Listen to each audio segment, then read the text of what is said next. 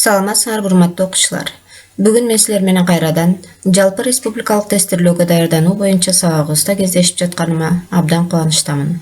Бүгүнкү сабагыбызда негизги тесттин бир бөлүмү болгон кыргыз тилинин практикалык грамматикасы боюнча суроолорго жана маалыматтарга токтолмокчубуз.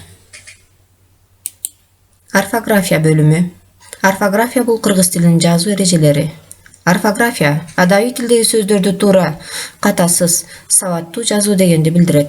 Туура жазуу үчүн атайын орфографиялык эрежелер иштелип чыккан. Мына ошол орфографиялык эрежелердин башында турган тамгаларды туура жазуу боюнча эрежелерге токтолобуз. Жазууда тамгасы төмөнкүчө колдонулат.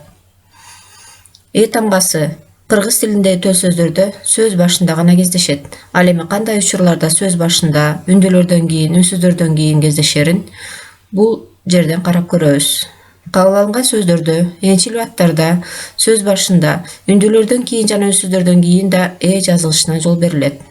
Урматтуу окуучулар, бул жердеги маалыматка кайсыл сөздөрдө сөз ортосунда жана сөз аягында кездешерине жакшылап көңүл буруп эске тутуп алгыла. Орфография бөлүмү боюнча тестте кездешүүчү суроолордун үлгүсүнө көңүл бурабыз. Төмөнкү катардан туура жазылган сөздү тап. Барыңарга көрүнүп тургандай бул жерде туура вариант В варианты. Бул вариантта 3 сөз тең туура жазылган. Ал эми калган варианттарга көз сала турган болсок, А вариантында экзамен жана мэр деген сөздө тамгасы туура эмес колдонулган. Ал эми Б вариантында эшик деген сөз туура эмес. Г вариантында статуэтка деген сөз туура эмес жазылган.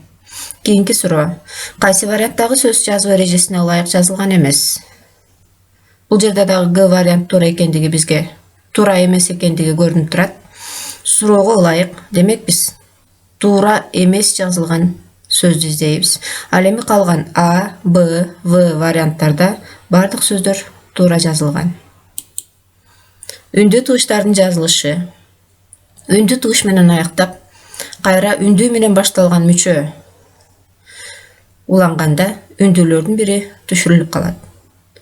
Балам, энем, уктап, апам жана башка.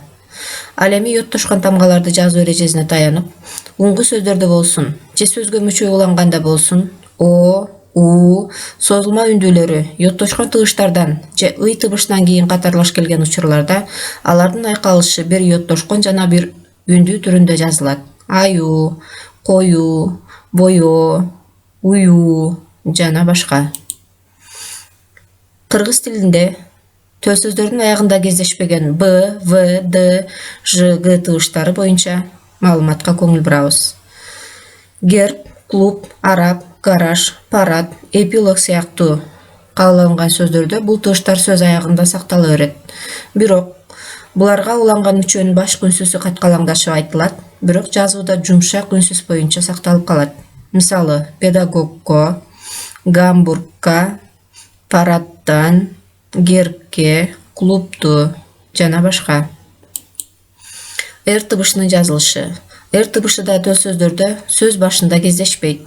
Ошондуктан башка тилден кирген разы, раз, раак деген сөздөрү алдына ы тыбышы кошулуу менен жазылат. Ал эми араб, фарс, орус жана башка тилдерден кирген кээ бир сөздөр ыр тыбышы менен башталган боюнча эле жазыла берет. Рамазан, райкан, рухий, расмий жана башка. Б тамгасынын жазылышы. Б тыбышы эки үндүүнүн ортосунда В тыбышына окшош айтылат да, жазууда бирок Б тыбышы сакталат. Собол, набат, кубаныч, убал жана башка. Х тыбышынын жазылышы. Араб, иран тилдеринен кирип, айрым тектеш тилдерде Х аркылуу айтылып жана жазылып жүргөн рахмат, рахат, хурма, хурсант деген сөздөр кыргызча К аркылуу айтылышына жана жазылышына да жол берилет. Демек бул сөздөрдү эки вариантта жазсак болот. Рахмат, рахмат, рахат, ыракат жана башка. Тесттин үлгүсүнө көңүл бурабыз. Бош орундарга туура келген тамгаларды кой. Бул жерге көрүнүп тургандай бизде набат, курсант жана налог деген сөздөр берилген. Биз А вариантындагы тамгаларды бош орундарга койсок, бул сөздөрдүн туура жазылышы келип чыгат. Ал эми калган варианттагы сөздөр тыгыштарды кое турган болсок, бири туура болсо, экинчиси туура эмес вариант келип чыгат. Кийинки суроо. Кайсы варианттагы сөздөрдүн экөө тең туура жазылган? Демек, туура жазылган варианттарды издейбиз. Г вариантында эки сөз тең туура жазылган. Ал эми А вариантта экөө тең туура эмес. Б вариантта клубтан деген каткалаң үнсүз туура эмес жазылган. В вариантта Т тамгасы туура эмес жазылган. Алфавиттен орун алган Ф, Х, ыц, ытш тамгалары дээрлик орус тили аркылуу кирген сөздөрдө гана колдонулат. Ал эми кыргыз тилиндеги төл сөздөрдө бул тамгалар колдонулбайт. Кыргыз тилинде Ф тамгасы айрым туурамдуу жана сырдык сөздөрдө, ошондой эле кээ бир энчилүү аттарда гана колдонулат. Энчилүү аттардагы бул башка тилден кирген сөздөр. Уф, бөф, Фатима, Фарида деген сыяктуу сөздөрдө. Кыргыз тилинде Х тамгасы хан, пахта деген сөздөрдө жана ха-ха, ах, бах, эх деген сыяктуу сырдык же туурамдуу сөздөрдө гана колдонулат. Жөнөкөй сөздөрдүн жазылышы. Биз тамгадан сөздөрдүн туура жазылышын өтөбүз. Үндү тыш менен аяктаган этиш сөзгө атооштуктун ар, ыр мүчөсү жалганса, бул мүчө уланган муундагы үндүүнүн созулуп айтылыш формасына жазууда жол берилет. Карайбыз. Үндү тыш менен аяктаган сөздөргө гана уланганда булар созулуп айтылат. Ал эми ы, и үндүүлөр менен аяктаган сөздөргө бул эки мүчө жалганса, созулуп айтылат, бирок жазууда жол берилбейт.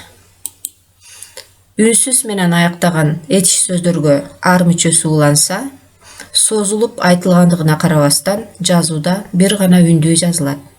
Ал эми аягы м жана п тыштары менен бүткөн этиш сөздөргө чакчыл ып мүчөсү жалганганда, уңгуда мүчө да тыштык жактан өзгөрүп, созулуп айтылгандыктан андай сөздөр угулуш боюнча жазылат.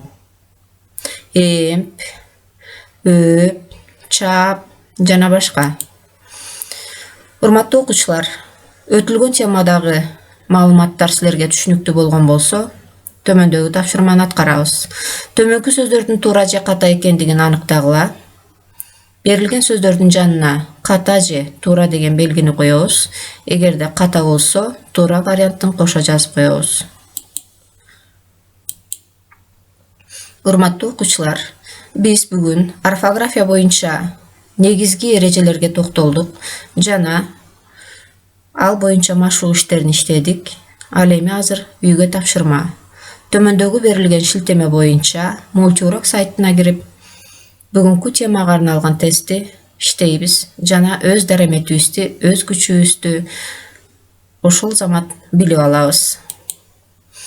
Урматтуу окуучулар, бүгүнкү тема силерге түшүнүктүү болгон болсо, темага тиешелүү тесттерди иштөөгө машыгып көндүм пайда болгон болсо, мен силерге саламатта калгыла деп айтмакчымын. Көңүл бурганыңарга